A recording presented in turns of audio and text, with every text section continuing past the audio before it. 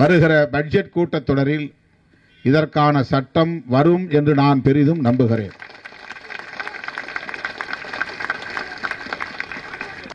SC ST மக்களுக்கான பதவி உயர்விலே இடஒதுக்கீடு தொடர்பாக ஒரு சட்ட மசோதாவை நிறைவேற்றக்கூடாது, அதை அனுமதிக்கக்கூடாது என்கிற நிலை சோனியா காந்தி அம்மையாரிடத்திலே நானும் காங்கிரஸ் எம்பியாக அன்றைக்கு இருந்த விஸ்வநாதன் அவர்களும் காஞ்சிபுரம் எம்பி 2 பேரும் போய் சோனியா காந்தி அம்மையாரிடத்திலே நின்று பேசுகிறோம்.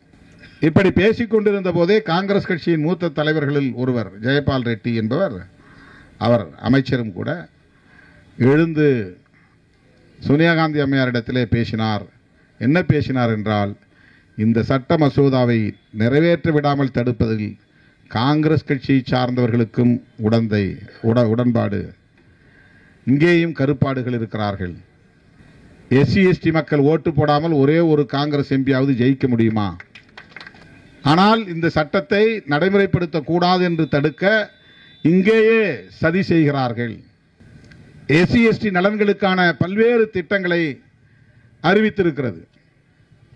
அந்த அவையிலேயே அதை நடைமுறைப்படுத்த விடாமல் தடுக்கிற சக்திகளும் இருக்கிறார்கள் என்பதை 2013 பார்க்க முடிந்தது, களத்திலே பார்க்க முடிந்தது, நேரிலே காண முடிந்தது. அந்த சட்டம் நிறைவேறி இருந்தால் இப்ப இந்த சட்டம் கோர வேண்டிய தேவையில்லை. மகாராஷ்டிரா போனால் அம்பேத்கர் படத்தை மேஜையிலே வைத்திருப்பவர்கள், பாக்கெட்டிலே வைத்திருப்பவர்கள் தலித் அல்லாதவர்கள் கணிசமாக இருக்கிறார்கள், பெருமளவிலே இருக்கிறார்கள். அங்கே போய் நீங்கள் டேபிள் அம்பேத்கர் படத்தை பார்த்த உடனே அவர் எஸ்சின்னு நினைச்சிடக்கூடாது. அந்த பார்வை தமிழ்நாட்டில் மட்டும்தான். தமிழ்நாட்டில் ஓபிசி யாரும் அம்பேத்கர் படத்தை பாக்கெட்டில் வைக்க மாட்டாங்க. பந்தை எடுத்துகிட்டு போனோம்னா அங்கே ஒருத்தர் இருப்பான் கிட்ட, இதுக்குள்ளே தான் நீ அடிப்பங்க வா, விட மாட்டேன்னு. அவனையும் ஏமாற்றி கோல் போடணும், அதுதான் விளையாட்டு. இந்த கடைசியாக இருக்கிறவன் கோல் போட்டதுனால அவன் தான் சாதனையாளர்னு இல்லை. ஏற்கனவே எதிரிகளை ஏமாற்றி ஏமாற்றி கால்களால் இடது பக்கம் அடிக்கிற மாதிரி காட்டி வலது பக்கம் அடிக்கணும், வலது பக்கம் அடிக்கிற மாதிரி காட்டி இடது பக்கம் அடிக்கணும், முன்பக்கம் உதைக்கிற மாதிரி காட்டி பின்பக்கம் உதைக்கணும். அங்கே ஆள் நம்ம ஆள் நிற்கணும், அவன் கரெக்டாக அடிச்சு இன்னொரு பக்கம் கொண்டு போவான். இப்படித்தான் அரசியலிலும், இப்படித்தான் அரசு வர்க்கத்திலும் கூட. நீ எல்லாத்தையும் தள்ளிக்கிட்டு போனால் அங்கே கோல் கீப்பர் ஒருத்தர் நிற்கிறான், அவன் யாருன்னு உங்களுக்கு தெரியும், எங்கேயாவது இருப்பான், எல்லா இடங்களிலும் இருப்பாங்க. அதிகார வர்க்கம் எல்லா இடங்களிலும் முட்டுக்கட்டை போடும், அவ்வளவு எளிது கிடையாது. நாடாளுமன்றத்தில் சோனியா காந்தி கோல் போடுறதுக்கு பாலை தூக்கி அடிக்கிறாங்க, அவன் ஆளே ஒரு ஆள் இந்த பக்கம் அடிச்சு விட்டான் இடது பக்கம். காங்கிரஸ்லேயே ஒருத்தர் அதை நேராக போகக்கூடாது பின்பக்கம் அடிச்சு விட்டு அதுக்கு பால் பின்னால் கிடக்குது. இப்போ அதை அடித்து மறுபடியும் கொண்டு வரணும். கிட்டத்தட்ட கோல் போடக்கூடிய நேரம் வந்துவிட்டது. 16(4)A சட்டமாகும், அதன் அடிப்படையில் சட்டமாகும். அடுத்து இதே இடத்தில் அரசு ஊழியர் ஐக்கிய பேரவையில் வருகிற 7ஆம் தேதி மீண்டும் ஒரு போராட்டம் நடைபெற உள்ளது. இப்படி தொடர்ந்து மீண்டும் மீண்டும் நாம் போராடுவதற்கு என்ன பின்னணி, என்ன காரணம் என்பதை நாம் அனைவரும் அறிவோம். என்றாலும் கூட பொதுமக்களுக்கு சொல்ல வேண்டிய தேவை உள்ளது. இதில் பின்னடைவு காலி பணியிடங்களை நிரப்ப வேண்டும் என்பது நீண்ட காலமாக சொல்லி வருகிற கோரிக்கை. அதுபோல குரூப் டி பணியிடங்களை அரசு பணியிடங்களாக மாற்ற வேண்டும் என்பதும், அரசாணை 152 ரத்து செய்ய வேண்டும், ரத்து செய்ய வேண்டும் என்கிற அடிப்படையில் அதையும் நீண்ட காலமாக நாம் சொல்லி வருகிறோம். இப்போது புதிதாக நாம் வலியுறுத்தக்கூடிய 2 கோரிக்கைகள், ஒன்று மக்கள் தொகை அடிப்படையிலே இடஒதுக்கீட்டை உயர்த்த வேண்டும். 2011 சென்சஸ் அடிப்படையிலே என்ன மக்கள் தொகை இருக்கிறதோ அந்த மக்கள் தொகை அடிப்படையிலே இடஒதுக்கீட்டை உயர்த்த வேண்டும் என்பதாகும். ஷெட்யூல் காஸ்டுக்கு 18%, ஷெட்யூல் டிரைப்ஸ் பழங்குடியினருக்கு 1% என்று 19% தான் இருக்கிறது. 2011 மக்கள் தொகை அடிப்படையிலே அது மேலும் 2-3% உயர்ந்திருப்பதாக தெரிகிறது. ஆகவே அந்த மக்கள் தொகை பெருக்கத்தின் அடிப்படையில் இடஒதுக்கீட்டின் அளவையும் உயர்த்த வேண்டும் என்று நாம் கோருகிறோம். இவ்வளவு காலம் 50% இடஒதுக்கீட்டுக்கு மேல் போகக்கூடாது என்ற ஒரு உச்சவரம்பை காரணம் காட்டி வந்தார்கள்.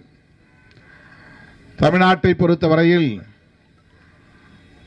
இதற்காக தனி போராட்டத்தை அனைத்து கட்சியினரும் முன்னெடுத்து அரசமைப்பு சட்டத்தில் 9வது அட்டவணையில் இந்த 69 விழுக்காட்டை நடைமுறைப்படுத்த வேண்டும் என்கிற பாதுகாப்பு உறுதிப்படுத்தப்பட்டிருக்கிறது. உச்சநீதிமன்ற தீர்ப்பின்படி 50 விழுக்காட்டுக்கு மேல் இடஒதுக்கீடு போகக்கூடாது என்கிற உச்சவரம்பு இருக்கிற காரணத்தினால் 69 என்பது உச்சநீதிமன்ற தீர்ப்புக்கு எதிரானது என்று ஆகிவிடும். ஆகவே அதை பாதுகாக்க வேண்டும் என்கிற அடிப்படையில் தமிழ்நாடு அரசு கொடுத்த அழுத்தத்தின் அடிப்படையில் இந்திய ஒன்றிய அரசு அதை அரசமைப்பு சட்டத்தின் அட்டவணையிலே இணைத்துக் கொண்டது. அது ஒரு பாதுகாப்பு கருதி. எனவே 69% இன்றைக்கு நடைமுறையில் இருக்கிறது. அதே வேளையில் 50% மேல் இடஒதுக்கீடு போகக்கூடாது என்கிற உச்சநீதிமன்ற தீர்ப்பும் இருக்கிறது என்கிற நிலையில் மக்கள் தொகை அடிப்படையிலே மேலும் இடஒதுக்கீட்டை உயர்த்தாமல் இருக்கிறார்கள். உயர்த்த முடியாது என்று ஒரு நிலைப்பாட்டை எடுத்திருக்கிறார்கள். ஆனால் ஒன்றிய அரசு அந்த உச்சவரம்பை ஒரு பொருட்டாக கருதாமல் முன்னேறிய சமூக பிரிவினரில் பொருளாதாரத்தில் நலிவடைந்த பிரிவினர் என்று ஒரு பிரிவை உருவாக்கி EWS என்று சொல்லி எக்கனாமிக்கலி வீக்கர் செக்ஷன் என்ற ஒரு பிரிவை உருவாக்கி 10% இடஒதுக்கீட்டை வழங்கிவிட்டார்கள். அப்படி என்றால் இடஒதுக்கீடு உச்சநீதிமன்ற தீர்ப்பை மீறி வழங்கப்பட்டிருக்கிறது EWSக்கு. இப்போது யாரும் அந்த உச்சவரம்பை பேசுவதே இல்லை. இந்த 10% முன்னேறிய சமூக பிரிவினருக்கு, பொருளாதாரத்தில் நலிவடைந்த பிரிவினருக்கு எங்கிருந்து எடுத்து தரப்படுகிறது? 50 விழுக்காடு உச்சவரம்பு என்றால் மிச்சம் இருக்கிற 50 விழுக்காடு பொது போட்டிக்கானது என்றால் அந்த பொது போட்டிக்கான 50 விழுக்காட்டிலிருந்து அந்த 10% எடுக்கிறார்களா, அல்லது ஏற்கனவே இருக்கிற இடஒதுக்கீட்டில் இருந்து பொருளாதாரத்தில் நலிவடைந்த அனைத்து பிரிவினருக்கும் SC, ST, OBC, மைனாரிட்டிஸ் என்கிற அனைத்து பிரிவினருக்கும் அது பொருந்துகிறதா என்ற கேள்வியை கேட்டால் பதில் சொல்ல யாரும் இல்லை. ஒரு உண்மை, 50 உச்சவரம்பு என்பதை இந்திய ஒன்றிய அரசு ஒரு பொருட்டாக எடுத்துக்கொள்ளவில்லை. அதை மீறி இருக்கிறது. 10% இடஒதுக்கீட்டை EWS பிரிவினருக்கு வழங்கி இருக்கிறது. அப்படி என்றால் தமிழ்நாடு அரசும்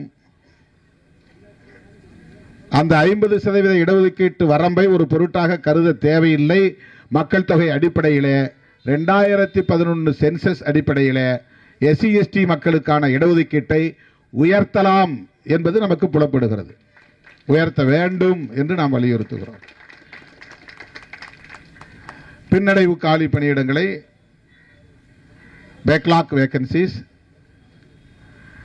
இது நீண்டகால கோரிக்கை. முதல்வர் இதை கனிவோடு பரிசீலிக்க வேண்டும் என்று பலமுறை நாம் சுட்டிக்காட்டியிருக்கிறோம். சட்டமன்றத்திலும் நம்முடைய தோழர்கள் பேசியிருக்கிறார்கள். ஆக தொடர்ந்து நாம் வலியுறுத்துவோம். முதன்மையான கோரிக்கை, இந்த ஆர்ப்பாட்டம் நடத்துவதற்கு மிக மிக முக்கியத்துவம் வாய்ந்த கோரிக்கை என்னவென்றால், அரசமைப்பு சட்டம் 16 பிரிவு 4 உபப்பிரிவு 7A, உபப்பிரிவு A, ஆர்டிகிள் 16 4A, இது என்ன சொல்லுகிறது? மாநில அரசுகள் மாநில அளவில் ரிசர்வ்டு கேட்டகரிஸ் இடஒதுக்கீட்டு பிரிவினருக்கு பதவி உயர்விலே இடஒதுக்கீடு வழங்க சட்டம் இயற்றிக் கொள்ளலாம் என்கிற அதிகாரத்தை தருகிறது. இதனை பயன்படுத்தி அண்டை மாநிலங்களில் சட்டம் இயற்றப்பட்டு விட்டது. குறிப்பாக SC STக்கு தான் இடஒதுக்கீடு பிரிவினர் என்றால் ஓபிசி, மைனாரிட்டிஸ் எல்லோருக்கும் கிடையாது, எஸ்சி எஸ்டிக்கு. ஷெட்யூல் காஸ்ட், ஷெட்யூல் டிரைப்ஸ் சமூக பணியாளர்களுக்கு, ஏற்கனவே பதவி உயர்வுக்காக காத்திருக்கக்கூடியவர்களுக்கு சட்ட பாதுகாப்பை தருகிற ஒரு வாய்ப்பை, அதிகாரத்தை 16(4)A தருகிறது. கர்நாடகாவிலே இங்கே முழக்கம் எழுப்புகிற போதே சொன்னார்கள், கர்நாடகாவைப் போல, ஹரியானாவைப் போல, பிற மாநிலங்களில் பின்பற்றுவதைப் போல தமிழ்நாட்டிலும் பின்பற்ற வேண்டும். 16(4)A அடிப்படையில் எஸ்சி எஸ்டி மக்களுக்கான பதவி உயர்வில் இடஒதுக்கீடு தொடர்பான சட்டத்தை இயற்ற வேண்டும். இதுதான் இந்த ஆர்ப்பாட்டத்தின் முதன்மையான கோரிக்கை, முக்கியத்துவம் வாய்ந்த கோரிக்கை. இதை பற்றி அடிக்கடி நம்முடைய தோழர்கள் என்னிடத்தில் எடுத்து சொன்னதன் அடிப்படையில் தமிழ்நாட்டின் முதலமைச்சர் அவர்களை சந்திக்கிற போதெல்லாம் இது குறித்து கோரிக்கையை எழுப்பியிருக்கிறோம். சட்டமன்றத்திலும் நமது தோழர்கள் பேசியிருக்கிறார்கள். தலைமைச் செயலாளர் அவர்களையும் சந்தித்து விடுதலை சிறுத்தைகள் கட்சியின் சார்பில் ஒரு முறைக்கு பல முறை என்று சொல்லலாம் வலியுறுத்தி இருக்கிறோம். அண்மையிலே கூட முதலமைச்சர் அவர்களை இதற்காகவே ஒரு சந்திப்புக்கான அனுமதியை பெற்று அவரை நேரிலே சந்தித்து இந்த பிரச்சனையை எடுத்துரைத்திருக்கிறோம். அப்போது தலைமைச் செயலாளர், முதலமைச்சருக்கான தனி செயலாளர்கள் எல்லோரையும் உடன் வைத்துக்கொண்டு இந்த கோரிக்கையை கேட்டுக்கொண்டார். வருகிற பட்ஜெட் கூட்டத்தொடரில் இதற்கான சட்டம் வரும் என்று நான் பெரிதும் நம்புகிறேன்.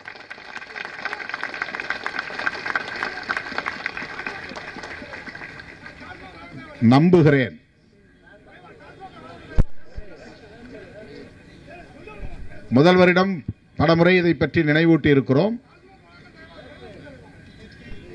நிதித்துறை செயலாளர் அவர்களையும் சந்தித்து பேசியிருக்கிறோம். அண்மையிலே நான் மட்டுமே போய் சந்தித்து பல மணி நேரம் இது குறித்து விவாதித்திருக்கிறோம். எனவே இந்த பாதிப்புகளிலிருந்து அரசு பணியாளர்களை பாதுகாக்க வேண்டும் என்பதில் விடுதலை சிறுத்தைகள் கட்சிக்கும் பொறுப்பு இருக்கிறது, அதற்கான அக்கறை இருக்கிறது என்பதை உங்களுக்கு மீண்டும் நான் சுட்டிக்காட்ட அழுத்தமாக பதிவு செய்ய கடமைப்பட்டிருக்கிறேன். நேற்று ஒரு நிகழ்ச்சி, சமூக அமைப்புகள் மாநாடு, அந்த நிகழ்ச்சியை ரமேஷ்நாதன் அவர்கள் ஒருங்கிணைத்திருந்தார். அது எதற்கான நிகழ்ச்சி என்றால், எஸ்சிபி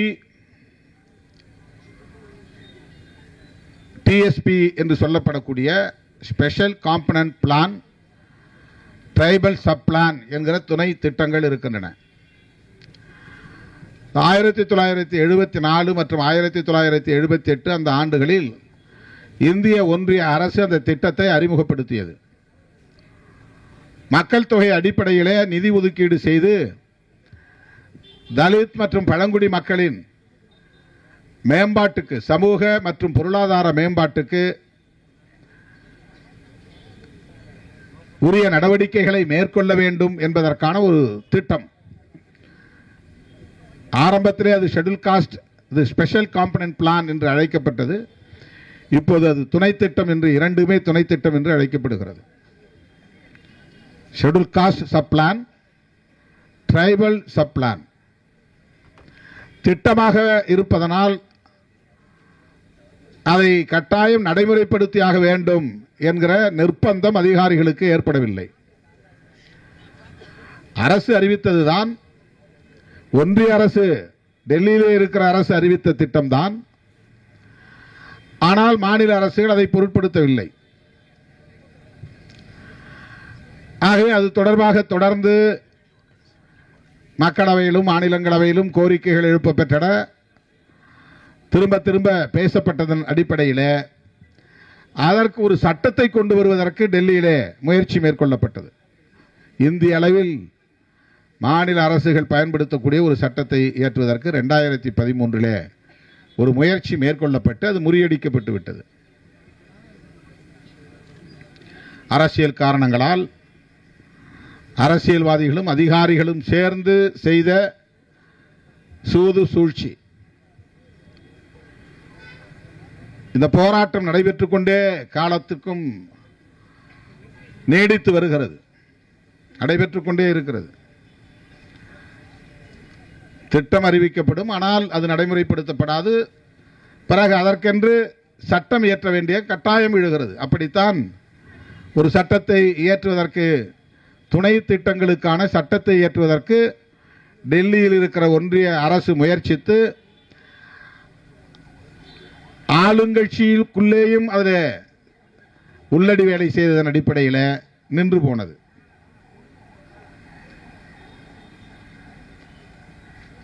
மாநில அரசுகள் நிறைவேற்றிக் கொள்ளலாம் என்கிற அதிகாரத்தை பயன்படுத்தி ஆந்திராவிலே ஒருங்கிணைந்த ஆந்திராவாக இருந்தபோது அதற்கு சட்டம் கொண்டு வரப்பட்டது. பிறகு தெலுங்கானா உருவான பிறகு தெலுங்கானாவிலும் சட்டம் கொண்டு வரப்பட்டு விட்டது, கர்நாடகாவிலும் சட்டம் கொண்டு வரப்பட்டு விட்டது.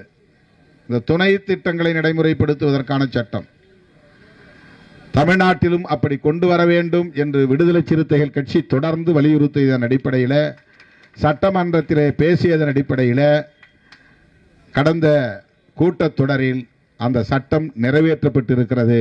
அது விடுதலை சிறுத்தைகள் முன்னெடுத்த முயற்சியின் விளைவாக நிறைவேறியது என்பதை மகிழ்ச்சியோடு பதிவு சொல்ல கடமைப்பட்டிருக்கிறேன். அந்த சட்டத்தை எப்படி விடுதலை சிறுத்தைகளின் முயற்சியால் கொண்டு வந்தோமோ அதேபோல 16(4)A சட்டத்தையும் விடுதலை சிறுத்தைகள் கொண்டு வரும் வரையில் போராடும், உறுதியாக போராடும் என்பதை தெரிவித்துக் கொள்ள கடமைப்பட்டிருக்கிறேன். பதவி உயர்வில் இடஒதுக்கீடு சட்டம் டெல்லியிலேயே ஒன்றிய அரசே நிறைவேற்றலாம், நிறைவேற்ற வேண்டும். அப்படி நிறைவேற்றிவிட்டால் மாநில அரசுகள் அதை நடைமுறைப்படுத்த வேண்டிய நிர்பந்தத்திற்கு ஆளாகி விடுகிறது. UPA 2 ஐக்கிய முற்போக்கு கூட்டணியின் அரசு, காங்கிரஸ் தலைமையிலான அந்த கூட்டணி அரசு இரண்டாவது அரசு. அப்போது நான் நாடாளுமன்ற உறுப்பினராக முதன்முறையாக தேர்ந்தெடுக்கப்பட்டேன். 2009, 2014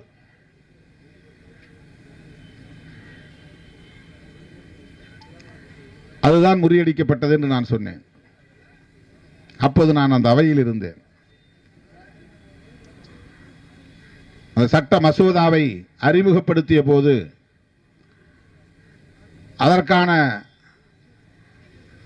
அறிவிப்பை செய்வதற்கு பாண்டிச்சேரியை சார்ந்த முன்னாள் முதலமைச்சர், மத்திய அமைச்சர் நாராயணசாமி அவர்கள் எழுந்து அந்த மசோதாவை எடுத்து படிக்க முனைகிறார். சற்றும் எதிர்பாராத வகையிலே ஒருவர் பின்னிருந்து வேகமாக ஓடி வந்து அவர் கையிலே இருந்த அந்த மசோதாவை வெடுக்கென்று பறித்து கொண்டு வெளியே ஓட முயற்சித்தார். பறித்து விட்டார், வெளியே ஓட முயற்சித்தார். கண்ணிமைக்கும் நேரத்தில் அருகில் அமர்ந்திருந்த சோனியா காந்தி அம்மையார் வேகமாக ஓடி அவன் சட்டையை பிடித்து இழுத்து அந்த மசோதாவை கைப்பற்றிக் கொண்டார். இதை நான் கண்ணால் பார்த்தேன். சோனியா காந்தி அம்மையார் அப்படி ஒரு எதிர்வினையை ஆற்றுவார் என்று யாருமே எதிர்பார்க்கவில்லை. ஒரு பெண்மணியாக இருந்து கொண்டு ஒரு ஆண் மகன் அதை பறித்து கொண்டு ஓடுகிற போது திடுமென எழுந்து அவனை மடக்கி அவன் கையில் இருந்த மசோதாவை பிடுங்கிய காட்சி அன்றைக்கு நேரிலே பார்த்தோம். அப்போதுதான் ஒரு உண்மை வெளியானது. காங்கிரஸ் அரசு பதவி உயர்விலே இடஒதுக்கீட்டுக்கான சட்டத்தை கொண்டு வர விரும்புகிறது. சட்ட மசோதாவும் தயாராகிவிட்டது. அறிமுகப்படுத்துவதற்கான நாளும் குறிக்கப்பட்டு விட்டது. அறிமுகப்படுத்துவதற்கான நேரமும் வந்துவிட்டது. அறிமுகப்படுத்த அமைச்சர் எழுந்து நிற்கிறார். அந்த சட்ட மசோதாவை பறித்து கொண்டு ஒருவர் ஓடுகிறார் என்றால் அரசியல் கட்சிகளுக்கு இடையிலே எப்படிப்பட்ட புரிதல் இருக்கிறது? SC ST மக்களுக்கான பதவி உயர்விலே இடஒதுக்கீடு தொடர்பாக ஒரு சட்ட மசோதாவை நிறைவேற்றக்கூடாது, அதை அனுமதிக்கக்கூடாது என்கிற நிலை எதிர்க்கட்சிகளுக்கு மட்டும்தான் அது இருக்கிறது. காங்கிரசுக்கு எதிராக இருக்கிற கட்சிகள் தான் அந்த எண்ணத்திலே இருக்கிறது என்று எண்ணினால், அப்போது அதிர்ச்சியாக இன்னொரு சம்பவம் நடந்தது. சோனியா காந்தி அம்மையாரிடத்திலே நானும் காங்கிரஸ் எம்பியாக அன்றைக்கு இருந்த விஸ்வநாதன் அவர்களும் காஞ்சிபுரம் எம்பி 2 பேரும் போய் சோனியா காந்தி அம்மையாரிடத்திலே நின்று பேசுகிறோம். நீங்க இருந்து அவையில் இருந்து இந்த சட்டத்தை நிறைவேற்றிட்டு தான் போகணும், எழுந்துச்சு போயிடக்கூடாது. தள்ளி போட்டாங்க. மக்களவைத் தலைவர் அவையை ஒத்திவைக்கிறார். மறுபடியும் அவை கூடும். அப்போது இதை நீங்கள் அறிமுகப்படுத்த வேண்டும். நீங்க நினைத்தால் மட்டும்தான் இதை நிறைவேற்ற முடியும். இப்படி பேசிக் கொண்டிருந்த போதே காங்கிரஸ் கட்சியின் மூத்த தலைவர்களில் ஒருவர் ஜெயபால் ரெட்டி என்பவர், அவர் அமைச்சரும் கூட, எழுந்து சோனியா காந்தி அம்மையாரிடத்திலே பேசினார். என்ன பேசினார் என்றால், இந்த சட்ட மசோதாவை நிறைவேற்ற விடாமல் தடுப்பதில் காங்கிரஸ் கட்சியை சார்ந்தவர்களுக்கும் உடன்பாடு, இங்கேயும் கருப்பாடுகள் இருக்கிறார்கள். எஸ்சி எஸ்டி மக்கள் ஓட்டு போடாமல் ஒரே ஒரு காங்கிரஸ் எம்பியாவது ஜெயிக்க முடியுமா? இந்த கேள்வியை நான் எழுப்பவில்லை, ஜெயபால் ரெட்டி எழுப்பினார். ஆனால் இந்த சட்டத்தை நடைமுறைப்படுத்தக்கூடாது என்று தடுக்க இங்கேயே சதி செய்கிறார்கள். எனவே நீங்கள் இருந்து இதை நிறைவேற்ற வேண்டும். அவரும் சேர்ந்து சொல்கிறார். ஒரு முறைக்கு பல முறை ஒத்திவைக்கப்பட்டது. திரும்ப திரும்ப கூச்சல் எழுந்தது. அந்த சட்ட மசோதாவை அறிமுகப்படுத்தவே முடியவில்லை. மாலை 5 மணி வரையில் என்று கருதுகிறேன். அதுவரையில் அந்த அம்மையார் சாப்பிடக்கூட போகவில்லை, வெளியே எழுந்து போகவில்லை. அத்தனை முறை ஒத்திவைக்க பெற்றும் அந்த சட்டத்தை அறிமுகப்படுத்தவே முடியவில்லை. இங்கே பிராக்டிக்கலாக புரிஞ்சுக்கணுங்கிறதுக்காக சொல்கிறேன். நம்ம தோழர்கள் வாய் புளித்ததோ மாங்காய் புளித்ததோ அப்படின்னு அவதூறுகள் மட்டும் பரப்புவாங்க.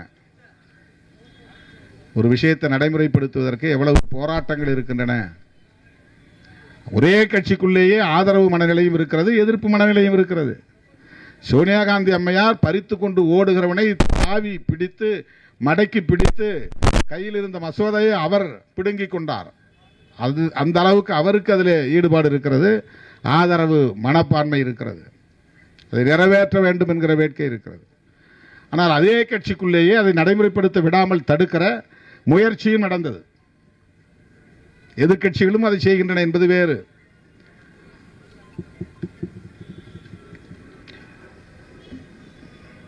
மத்திய அரசு என்பது ஒப்பீட்டளவிலே மாநிலங்களை விட எஸ்சி எஸ்டி மக்கள் மீது கரிசனம் உள்ளதாகத்தான் நீண்ட காலம் இருந்து வந்திருக்கிறது. இன்றைக்கு நமக்கு கிடைக்கிற பெரும்பாலான உதவிகள் அல்லது பயன்கள் எல்லாம் இந்திய ஒன்றிய அரசின் திட்டங்களில் இருந்து வருவதுதான். மாநில அரசு ஒரு பங்கேற்பு உண்டு, கொஞ்சம் ஒரு கான்ட்ரிபியூஷன் இருக்கும். வீடு கட்டுறதா இருந்தாலும் கூட ஒன்றிய அரசு, அதில் மாநில அரசு ஒரு பங்கேற்பு இருக்கும். போஸ்ட் மெட்ரிக் ஸ்காலர்ஷிப்னா 60% அவங்க கொடுப்பாங்க, 40% நீங்கள் கொடுக்கணும். ஸ்காலர்ஷிப் வாங்கிறது. இப்ப இந்திய ஒன்றிய அரசு தான் வன்கொடுமை தடுப்பு சட்டத்தை கொண்டு வந்தது. இந்திய ஒன்றிய அரசு தான் எஸ்சி எஸ்டி நலன்களுக்கான பல்வேறு திட்டங்களை அறிவித்திருக்கிறது. அந்த அவையிலேயே அதை நடைமுறைப்படுத்த விடாமல் தடுக்கிற சக்திகளும் இருக்கிறார்கள் என்பதை 2013 பார்க்க முடிந்தது, களத்திலே பார்க்க முடிந்தது, நேரிலே காண முடிந்தது. அந்த சட்டம் நிறைவேறி இருந்தால் இப்ப இந்த சட்டம் கோர வேண்டிய தேவையில்லை.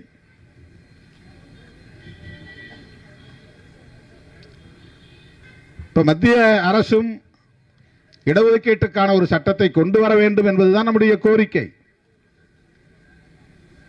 இந்த அரசு ஆட்சிக்கு வந்து, பாஜக அரசு ஆட்சிக்கு வந்து 10 ஆண்டுகளை கடந்து இப்போது 11வது ஆண்டையும் முடித்து விட்டது. ஆனால் பதவி உயர்விலே இடஒதுக்கீட்டுக்கான சட்டத்தை கொண்டு வர எந்த முனைப்பும் இல்லை. அரசமைப்பு சட்டத்திலேயே திருத்தம் கொண்டு வர வேண்டும் என்று விரும்புகிறார்கள். இடஒதுக்கீட்டு கொள்கையிலேயே அவர்களுக்கு உடன்பாடு கிடையாது. இடஒதுக்கீட்டு கொள்கையால் தான் தரம் தாழ்ந்து போய்விட்டது என்று நம்புகிறார்கள்.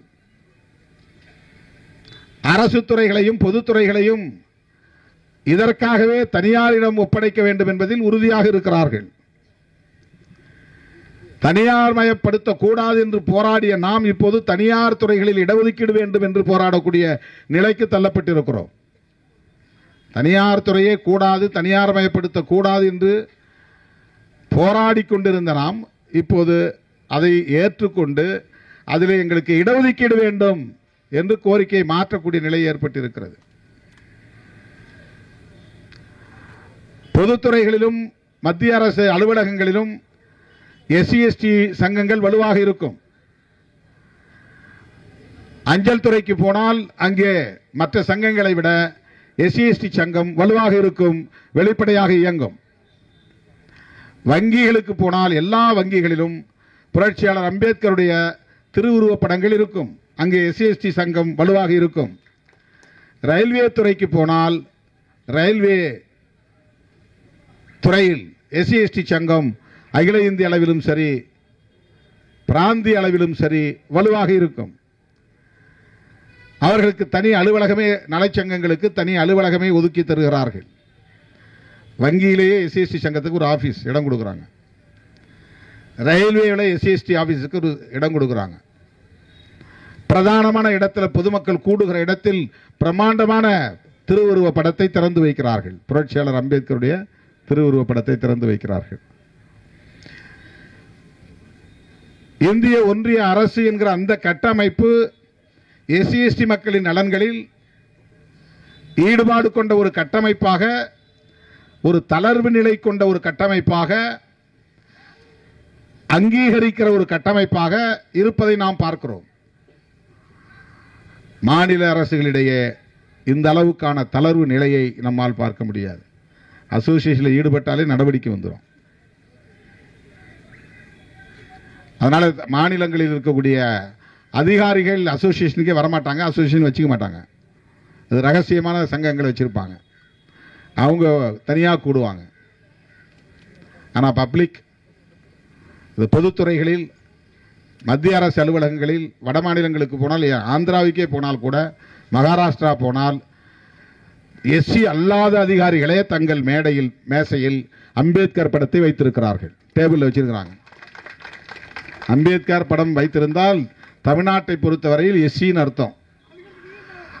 தமிழ்நாட்டை தாண்டிவிட்டு ஆந்திரா, கர்நாடகா, மகாராஷ்டிரா போனால் அம்பேத்கர் படத்தை மேஜையிலே வைத்திருப்பவர்கள், பாக்கெட்டிலே வைத்திருப்பவர்கள் தலித் அல்லாதவர்கள் கணிசமாக இருக்கிறார்கள், பெருமளவிலே இருக்கிறார்கள். அங்கே போய் நீங்கள் வந்து டேபிள் அம்பேத்கர் படத்தை பார்த்த உடனே அவர் எஸ்சின்னு நினைச்சிடக்கூடாது. அந்த பார்வை தமிழ்நாட்டில் மட்டும்தான். தமிழ்நாட்டில் ஓபிசி யாரும் அம்பேத்கர் படத்தை பாக்கெட்டில் வைக்க மாட்டாங்க, டேபிளில் வைக்க மாட்டாங்க, அலுவலகங்களில் வைக்க மாட்டாங்க. ஒரு பெரிய துயரம் தான் இது, வலிதான். ஆக மாநில அரசுகள் இதுபோல சட்டங்களை இயற்றுவதிலே தயக்கம் காட்டுகிற நிலையை நாம் தமிழ்நாட்டில் மட்டுமல்ல, இந்தியாவில் பல மாநிலங்களில் பார்க்கிறோம். ஒரு சில மாநிலங்களில் புரட்சியாளர் அம்பேத்கரை கொண்டாடக்கூடிய அளவுக்கான பக்குவம் அடைந்திருக்கிறது. ஆந்திராவிலும் தெலுங்கானாவிலும் 125 அடி உயரத்தில் புரட்சியாளர் அம்பேத்கருக்கு திருவுருவச் சிலை எழுப்பப்பட்டிருக்கிறது. நம்மள மாதிரி அங்கே பெரிய பேரணிகள் நடத்துறதில்லை, இயக்கங்கள் இல்லை, போராட்டங்கள் இல்லை. இப்போ இங்கே விசிகேன்னு ஒரு கட்சி இருக்கிற மாதிரி அங்கே கட்சியே கிடையாது, ஒரு மாநில கட்சியாக கூட. இங்கே நம்ம பேரணி, ஆர்ப்பாட்டம் என்று கணக்கெடுத்தால் ஆயிரக்கணக்கான போராட்டங்களை இந்த இடத்தில் மட்டும் நான் எத்தனை முறை நின்று பேசியிருப்பேன்னு எனக்கே தெரியாது. இந்த 35 வருஷத்தில் 40 வருஷத்தில் எவ்வளவு போராட்டங்கள் தமிழ்நாடு முழுக்க. அப்படி எந்த போராட்டங்களும் இல்லாமலேயே தலைமைச் செயலகத்திற்கே KC Rao doctor BR Ambedkar secretariat அப்படின்னு பேர் வச்சிருக்கிறார். அங்க யாரும் போராடல. கர்நாடகாவில் மக்கள் போராடல. விதான் சபான்றாங்க சட்டமன்றத்தை. அந்த சட்டமன்றத்தில் 4 வாசல் இருக்கு. 4 வாசலின் தலைவர்கள் சிலை இருக்கு. அதுல ஒரு வாசலில் புரட்சியாளர் அம்பேத்கரின் சிலை, பிரமாண்டமான சிலை இருக்கிறது. எந்த அமைப்பும் கோரிக்கை வைத்து போராடி அந்த சிலை அங்கே வைக்கல. இந்த பக்குவம், அந்த முதிர்ச்சி அங்கே உருவாகி இருக்கிறது. டெல்லியிலே ஆந்திரா பவன் இருக்கிறது. ஆந்திராவில் NT ராமாராவை எப்படி வணங்குவார்கள், தெய்வமாக வணங்குவார்கள் என்று உங்களுக்கு தெரியும். அதற்கு பிறகு YSR ராஜசேகர் பெரிய ஒரு ஆளுமையாக வந்தார். இன்றைக்கு முதல்வராக இருக்கிற சந்திரபாபு நாயுடு, போன முறை முதல்வராக இருந்த ஜெகன் மோகன், இவர்களில் NT ராமாராவுக்கோ அல்லது YSRக்கோ கூட அந்த ஆந்திரா பவனில் சிலை இல்லை. புரட்சியாளர் அம்பேத்கருக்கு சிலை இருக்கிறது ஆந்திரா பவனில். டெல்லியிலே இருக்கிற ஆந்திரா பவனில் ஒரே சிலை தான், அது அம்பேத்கர் சிலை. இதையெல்லாம் நான் எதற்காக சொல்லுகிறேன் என்றால், சில மாநிலங்களில் அம்பேத்கர் அவர்களை ஏற்றுக்கொள்ளுகிற உளவியல் வளர்ந்திருக்கிறது. SC/ST மக்களின் நலன்களில் அக்கறை செலுத்தக்கூடிய ஒரு முதிர்ச்சி உருவாகி இருக்கிறது. விரல் விட்டு எண்ணக்கூடிய சில மாநிலங்களில் மட்டும், இந்தியா முழுவதும் அப்படி அல்ல. 4 முறை முதலமைச்சராக மாயாவதி அம்மையார் இருந்த உத்தரப்பிரதேசத்தில் கூட முலாயம் சிங் யாதவோ அன்று அல்லது இன்றைக்கு யோகி முதலமைச்சராக இருக்கிற நிலையில் புரட்சியாளர் அம்பேத்கரை ஏற்றுக்கொள்ளுகிற ஒரு நிலைப்பாடு இல்லை. அங்கே இன்னும் மக்கள் கொடுமையை சந்திக்கிற நிலை, வன்கொடுமைகளை சந்திக்கிற நிலை நீடிக்கவே செய்கிறது. மகாராஷ்டிராவிலும் அதுதான் தொடர்கிறது. இன்னும் சாதிய வன்கொடுமைகள் அங்கே இருக்கத்தான் செய்கின்றன. பௌத்தத்துக்கு மாறிய மக்கள் மீது இன்னும் சாதிய வன்கொடுமைகள் பௌத்தத்துக்கு மாறிய நிலையிலும் சந்திக்கிற அவலம் இருக்கிறது. இதையெல்லாம் நீங்கள் பொதுவாக புரிந்து கொள்ள வேண்டும் என்பதற்காக சொல்லுகிறேன். இந்த சமூக பொது உளவியல் எவ்வாறாக இருக்கிறது, அதை எதிர்த்து போராடுவதற்குரிய போர்க்குணம் நமக்கு தேவை. அந்த போர்க்குணம் சும்மா வந்து விடாது. நமக்கான தொலைநோக்கு பார்வையும் தேவை, போர்க்குணமும் தேவை. எல்லாவற்றையும் விட ஒருங்கிணைந்து செயல்படக்கூடிய ஒற்றுமையும் தேவை.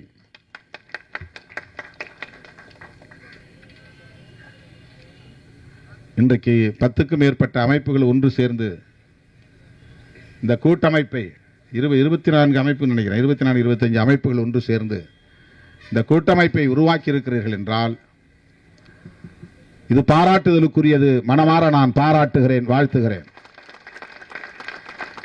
தனிநபர் பிரச்சனைகளை, முரண்பாடுகளை முன்னிறுத்தாமல் ஒற்றை கோரிக்கையை முதன்மைப்படுத்தி அந்த கோரிக்கையை வெல்லுகிற வரையில் போராட வேண்டும் என்கிற அந்த போர் குணம் மிக மிக முக்கியமானது.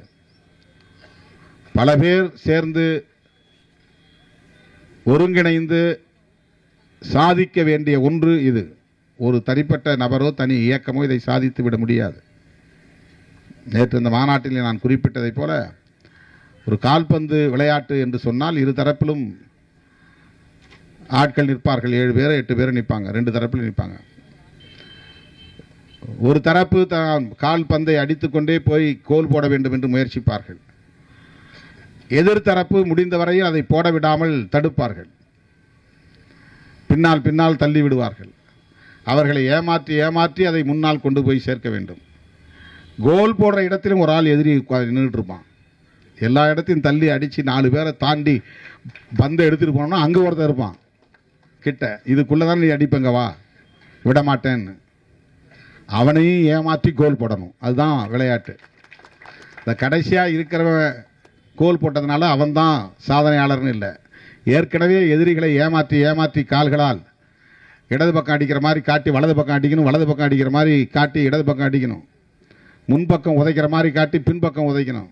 அங்கே ஆள் நம்ம ஆள் நிற்கணும். அவன் கரெக்டாக அடித்து இன்னொரு பக்கம் கொண்டு போவான். இப்படித்தான் அரசியலிலும், இப்படித்தான் அரசு வர்க்கத்திலும் கூட நீ எல்லாத்தையும் தள்ளிட்டு போனா அங்க கோல் கீப்பர் ஒருத்தர் நிற்கிறான். அவன் யாருன்னு உங்களுக்கு தெரியும், எங்கேயாவது இருப்பான், எல்லா இடங்களிலும் இருப்பாங்க. அதிகார வர்க்கம் எல்லா இடங்களிலும் முட்டுக்கட்டை போடும். அவ்வளவு எளிது கிடையாது. நாடாளுமன்றத்தில் சோனியா காந்தி கோல் போடுறதுக்கு பாலை தூக்கி அடிக்கிறாங்க. அவன் ஆளே ஒரு ஆள் இந்த பக்கம் அடிச்சு விட்டான், இடது பக்கம். காங்கிரஸ்லேயே ஒருத்தன் வந்து அதை நேராக போகக்கூடாது பின்பக்கம் அடிச்சு விட்டு அதுக்கு பால் பின்னால் கிடக்குது. இப்போ அதை அடித்து மறுபடியும் கொண்டு வரணும். அந்த அளவுக்கு அவனுக்கு விளையாட்டு களத்திலே விளையாட்டு வீரர்களுக்கு எவ்வளவு பொறுமை இருக்கிறதோ அப்படி பொறுமை தேவை. அதைவிட அந்த களத்திலே ஒரே அணியை சார்ந்த 7 பேர் 8 பேர் நின்று ஆடுகிறார்கள் அல்லவா, அவர்கள் அனைவருக்கும் ஒரே ஃபோக்கஸ், கோல் போடணுங்கிறது தான் ஃபோக்கஸ் இருக்கும். கரெக்டாக அவன் நிற்கிற ஆள் நேரம் நோக்கி பந்தை தள்ளணும். அவன் நிற்கிற நம்ம ஆள் எங்கே நிற்கிறான்னு பார்த்து யூனிஃபார்மை பார்த்து இந்த டிஷர்ட் போட்டதான் நம்மால் அவன் நேரம் தள்ளி விடணும். அப்படி அடித்தாதான் ஒரே சிந்தனையில் இருந்தால் தான் கோல் போட முடியும். எத்தனை இயக்கங்கள் இருந்தாலும் இந்த ஒற்றை சிந்தனை, ஒருமுக பார்வை என்பது இருக்க வேண்டும். அப்படி இல்லைன்னா முடியாது. அருமை தோழர்களே, விடுதலை சிறுத்தைகள் கட்சி கோல் கீப்பருக்கு பக்கத்தில் நிற்கிற ஒரு விளையாட்டு வீரன். நீங்க அடிச்சு கொண்டு வந்து கையில கொடுத்தா கோல் கீப்பர் அவனை எடுத்து நம்ம அடிச்சு விடணும். அங்க யார் தடுக்கிறாங்களோ அவங்களை ஏமாத்தி உள்ள அனுப்பணும். நான் மட்டுமே அதை சாதித்து விட முடியாது. நீங்க எல்லாம் ஒன்னா சேர்ந்து அடிச்சாதான் அது முடியும். ஒற்றுமை என்பது முக்கியமானது. கிட்டத்தட்ட கோல் போடக்கூடிய நேரம் வந்துவிட்டது. 16(4)A சட்டம் ஆகும். அதன் அடிப்படையில் சட்டம் ஆகும். எனவே நம்பிக்கையோடு களைவோம். அனைவருக்கும் என்னுடைய வாழ்த்துக்கள், பாராட்டுகள்.